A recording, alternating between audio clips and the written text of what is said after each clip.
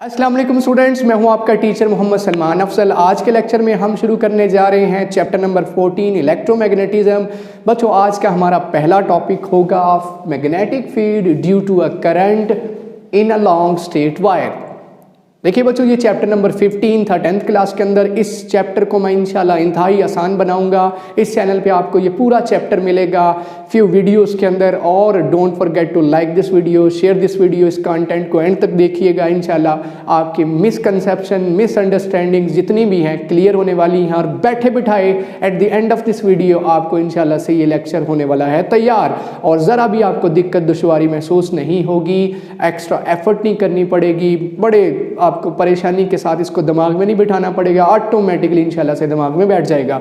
तो बात करते हैं इस टॉपिक की। व्हाट डज इट मीन, इसका मतलब क्या है। Magnetic field due to a current in a long straight wire. अगर किसी स्ट्रेट वायर में से करंट गुजर रही हो तो करंट गुजरते हुए उसके गिर्द एक अनसीन, ना दिखाई देने वाली मैग्नेटिक फील्ड क्रिएट हो जाती है। वो मैग्नेटिक फील्ड कैसी होती है, क्या उसे विजुलाइज किया जा सकता है, उसकी डायरेक्शन कैसी है, वो सारा कुछ इस टॉपिक के अंदर जानेंगे।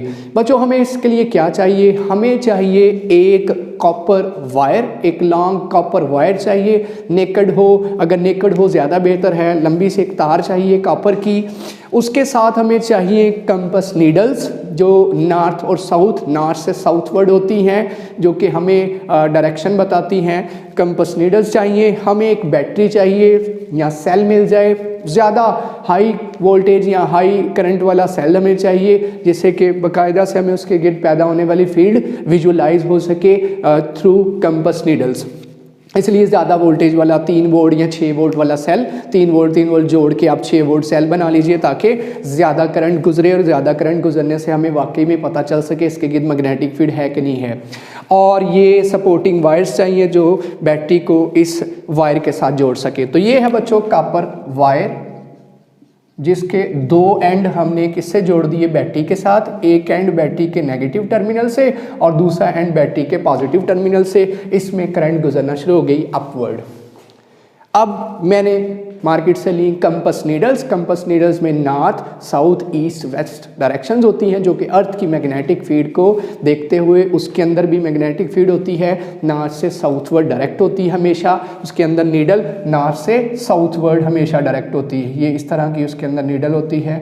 अगर किसी ने देखी हो, उसके अंदर इस तरह की नीडल होंगी, जो नॉर्थ साउथ, ये इस तरह से, इसी तरह इस तरफ ईस्ट, ये ईस्ट है और ये वेस्ट है। हमें उससे गर्ज नहीं, नॉर्थ से साउथवर्ड होती है, ठीक है।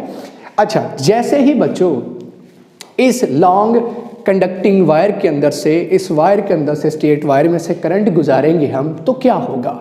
करंट गुजरेगी और गुजरने के बाद इसके गिर्द, मतलब जब करंट गुजरेगी तो इसके गिर्द एक मैग्नेटिक फील्ड क्रिएट होगी। वो मैग्नेटिक फील्ड कैसे क्रिएट हुई कि जब चार्जेस, अब देखिए हम कन्वेंशनल करंट का जिक्र कर रहे हैं, पॉजिटिव चार्जेस फ्लो कर रहे हैं। अब उसके लिए हमने यूज़ किया है एक पेपर बोर्ड में सुराख किया है, उसमें से ये तार गुजारी है, ठीक है। पेपर बोर्ड कुछ इस तरह से, जैसे ये किताब है, इसमें से सुराख करके इसमें से वायर गुजारी है और 2 सिरे बैटरी के पॉजिटिव और नेगेटिव से जोड़ दिए हैं।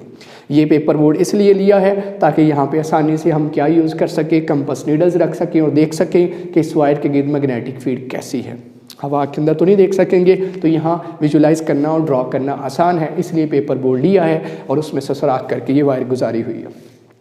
पहले जब करंट नीचे से ऊपर की तरफ जा रही है, मैं यहाँ से इस तरफ ले रहा हूँ, तो क्या हो रहा है, इसके गिर्द मैग्नेटिक फील्ड जनरेट हो रही है। जानना है वो कैसी है। जब तक करंट नहीं गुजर रही थी, जब तक यहाँ पे फर्ज कर लीजिए स्विच था, वो क्लोज नहीं किया था, स्विच क्लोज नहीं किया था, जो कंपस नीडल्स थी वो सारी की सारी नॉर्थ से साउथवर्ड थी, नॉर्थ और साउथ के दरमियान थी, जैसे होती हैं आप देख सकते हैं, इसे नॉर्थ से साउथ की तरफ थी। लेकिन जैसे ही करंट गुजरना इस कंडक्टर में से शुरू हुई, इस वायर में से शुरू हुई, जो कंपस नीडल्स साइडों पे रखी हुई थी, उन सारी नीडल्स ने टेंजेंट टेंजेंट ऐसे मुड़ना शुरू कर दिया, नॉर्थ से ऐसे थी, नॉर्थ से साउथ, फौरन से पहले इस तरह हो गई। यहाँ वाली कंपास नीडल इधर हो गई, इधर हो गई, इधर होगी। जब इन कंपास नीडल के जो नीचे लाइनें ड्रॉ की गई तो देखा नीचे क्या बन रहा था, सर्कल। और कंपास नीडल की लाइनें बिल्कुल ऐसे ही थी जैसे टेंजेंट होता है, जैसे सर्कल पे क्या ड्रॉ होता हो, टेंजेंट ड्रॉ होता हो। इसका मतलब कंपास नीडल्स जो थी वो अलोंग द क्या हो गई, टेंजेंट हो गई। पहले कैसे पड़ी थी, जब तक करंट नहीं गुजर रही थी तब तक नॉर्थ साउथ के दरमियान थी, बिल्कुल ऐसे। जैसे ही करंट गुजरी तो इन्होंने क्या कर लिया, ये अलोंग द इस तरह से अलोंग द टेंजेंट हो गई, ये अलोंग द टेंजेंट हो गई, अलोंग द टेंजेंट इन्होंने अपने आप को अलाइन कर लिया कंपास नीडल्स ने। और हर जगह देखा along the tangent, tangent tangent हर जगह डिफरेंट होता है कंपास नीडल्स का। जब इनको लाइनों को जोड़ा नीचे से तो नीचे क्या बन रहा था, एक सर्कल सा बन रहा था, एक सर्कल सा, एक दायरा सा बन रहा था। इसका मतलब इसके गिर्द ज़रूर मैग्नेटिक फील्ड है और उसकी डायरेक्शन कुछ इस तरह से है, ये घड़ी के बिल्कुल अपोजिट है। इसे क्या कहा जाता है, एंटी क्लॉकवाइज। एंटी क्लॉकवाइज क्या मौजूद है, मैग्नेटिक फील्ड, मैग्नेट की फील्ड। इसका मतलब ये वायर एक मैग्नेट बन चुकी है। इसीलिए तो हमने गौर किया हो, हम इसके करीब आएँ और क्या करें, अपना हाथ इस वायर के अभी छुए भी ना, दूर ही हो तो ये वायर हमें अपनी तरफ खींच लेती है due to its magnetic field. Magnetic field के अंदर हम एंटर होंगे, हम एक कंडक्टर हैं तो ये वायर हमें अपनी मैग्नेटिक फील्ड में हाथ एंटर करते ही अपनी तरफ खींच लेती है। इसका मतलब इसके गिर्द एक इनविजिबल मैग्नेटिक फील्ड मौजूद है जिसे हमने विजिबल कर लिया और ये नज़र आ गई। देखिए करंट की डायरेक्शन जब अपवर्ड थी, इस तरफ थी, नीचे से ऊपर तरफ थी, तो क्या हुआ, मैग्नेटिक फील्ड एंटी क्लॉकवाइज थी। अब यहाँ से 3 रिजल्ट पता चलते हैं। वो रिजल्ट्स क्या हैं, सबसे पहला ये रिजल्ट कि जब भी किसी वायर में से करंट गुजरता है तो उसके गिर्द क्या प्रोड्यूस होती है, मैग्नेटिक फील्ड। और मैग्नेटिक फील्ड क्या है, अलोंग द, ये अगर कंपास नीडल को देखा जाए तो दूसरा रिजल्ट, कंपास नीडल की direction tangent tangent tangent tangent, और वो लाइंस कैसी हैं अलोंग द वायर, उन लाइंस की डायरेक्शन कैसी होगी, सर्कुलर।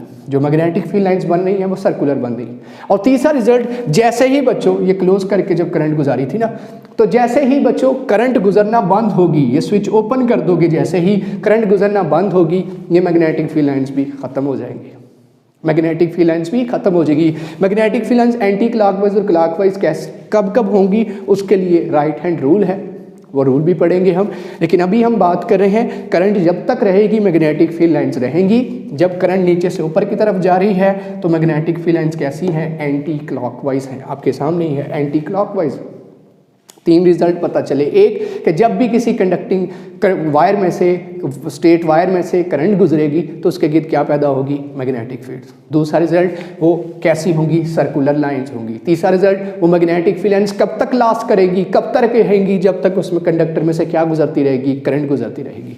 अच्छा जी, क्या बिल्कुल ऐसा ही हमेशा ही एंटी क्लॉकवाइज होगी? वहाँ देखिए मैंने दूसरी डायग्राम बनाई है कि अगर करंट की डायरेक्शन रिवर्स की जाए, ऊपर से नीचे कर दी जाए, तो फिर कैसा होगा। ये पॉजिटिव चार्जेस अब क्या करें, कन्वेंशनल करंट ले रहे हैं, कन्वेंशनल करंट ले रहे हैं, पॉजिटिव ऊपर से नीचे आ रहे हो, तब क्या होगा।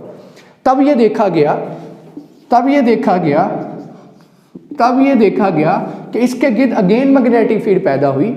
कंपास नीडल रख के देखी अलोंग द टेंजेंट, उन टेंजेंट्स को जब कंपास नीडल के जोड़ा गया, इस तरह से नीचे सर्कल ड्रॉ किया गया, लाइनें ड्रॉ की तो सर्कल बन रहा था। लेकिन अब की बार सर्कल कैसा था, अब उनकी सिमत कैसी थी, क्लॉकवाइज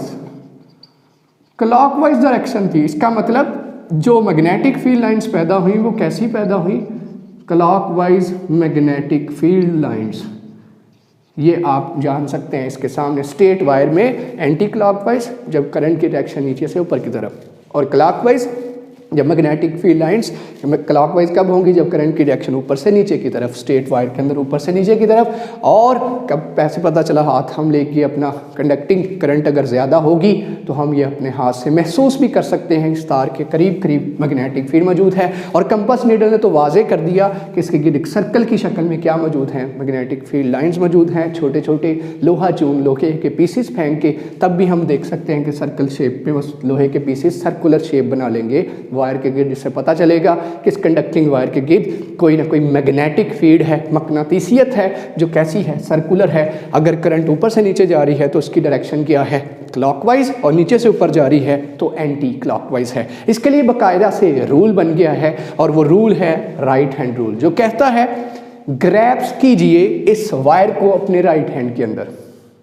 इमेजिन कीजिए कि वायर आपके राइट हैंड के अंदर है, आपका जो अंगूठा है grabs, if the wire is grabs in fist of the right hand, अपनी हथेली के अंदर अगर इस वायर को ग्रैब्स करना है, पकड़ना है, होल्ड करना है विद द थंब पॉइंटिंग, अंगूठा आपका हमेशा किस तरफ होना चाहिए, जिस तरफ करंट जा रही है। तो अंगूठा वर्टिकली अपवर्ड है, करंट क्योंकि मैंने खुद सेलेक्ट करनी है तो करंट किस तरफ है, वर्टिकली अपवर्ड, तो अंगूठा उस तरफ होना चाहिए जिस तरफ आपने करंट दी है। करंट हमने अपवर्ड दी तो अंगूठा किस तरफ, अपवर्ड। ये जो कंडक्टिंग वायर है वो मेरे हाथ के अंदर है, ये अंगूठा अपवर्ड है, तो ये मुड़ती हुई उंगलियां मेरे हाथ की क्या बताएंगी, इसके गिर्द पैदा होने वाली मैग्नेटिक फील्ड। ठीक है, ये श्योर टेस्ट हो गया कि जब आप करंट सेलेक्ट करोगे नीचे से ऊपर की तरफ, नीचे से ऊपर की तरफ, तो श्योर है कि इसके गिर्द पैदा होने वाली मैग्नेटिक फील्ड लाइंस आपकी मुड़ती हुई उंगलियां बताएंगी। तो और ये कैसी सिमत है, एंटी क्लॉकवाइज। अब यहां देखिए राइट हैंड रूल कैसे है, थंब किस तरफ pointing in the direction of current, और मुड़ती उंगलियां कैसी हैं, ये है डायरेक्शन क्लॉकवाइज। इस तरह से आप राइट हैंड रूल से बता सकते हैं। इस जगह भी बता सकते हैं करंट इस तरह आ रही है, ये मैग्नेटिक फील्ड लाइंस है, मैग्नेटिक फील्ड लाइन। इस जगह भी बता सकते हैं आप करंट इधर को जा रही है, इधर को जा रही है, ये इसके गिर्द मैग्नेटिक फील्ड, यहाँ पे है मैग्नेटिक फील्ड लाइंस, यहाँ पे है मैग्नेटिक फील्ड लाइंस, बता सकते हैं using right hand. Hold the wire in your right hand, fist of your right hand, thumb will point in the direction of current. Thumb हमेशा किस तरफ रख लीजिए, खुद से आपने टर्मिनल सेलेक्ट किए हैं करंट की सिमत में, तो मैग्नेटिक फील्ड हमेशा कौन बताएगा, आपकी मुड़ती हुई उंगलियां।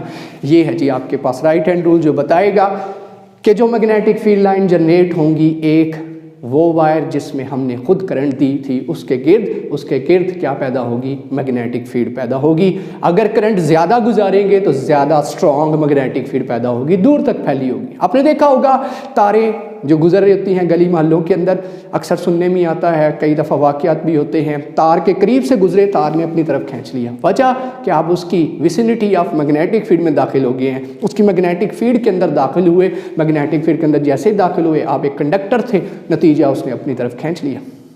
ठीक है, ज़रूरी नहीं उस करंट के साथ टच करेंगे, करंट गुजर रही है वायर के अंदर, ये कहीं वायर है, इसके गिर्द दूर तक फैली हुई मैग्नेटिक फील्ड, हाथ गया, उसने हाथ वहीं से खींच लिया अपनी तरफ। ये अक्सर होता है, पाँव हाथ, हमें करंट जहाँ से गुजर रही हो, तार नंगी रह जाए, वो दूर से बंदे को खींच लेती है। जितनी हाई वोल्टेज तारें होंगी, करंट उतनी ज़्यादा गुजर रही होगी, वो दूर से हमें अपनी तरफ, दूर तक उनकी मैग्नेटिक फील्ड फैली होती है, वो हमें खींच लेती है। ये है कॉन्सेप्ट जो आज के टॉपिक में सीखा। हो सकता है स्मार्ट सिलेबस में ये टॉपिक ना हो, लेकिन अगले टॉपिक के लिए कॉन्सेप्ट समझना बहुत ज़रूरी था।